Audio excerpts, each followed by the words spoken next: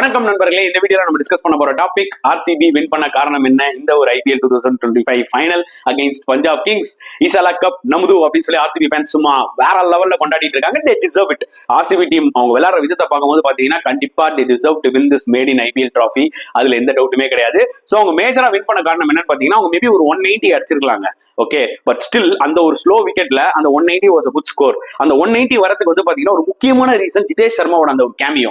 அந்த கேமியோ இல்லனா maybe they would have fell short ஒரு 15 ரன்ஸ் இல்லனா ஒரு 12 ரன்ஸா. புரியுதா உங்களுக்கு? சோ ஜிதேஷ் சர்மாவோட அந்த சின்ன கேமியோ ரொம்ப குரூஷியலா இருந்ததுன்னு நான் கண்டிப்பா சொல்லுவேன்.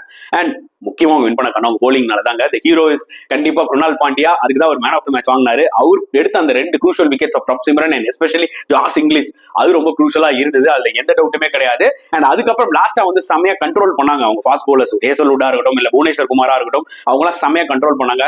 விகே ரொம்ப எமோஷனல் ஆனாரு. RCB deserve to win this IPL trophy மக்களே.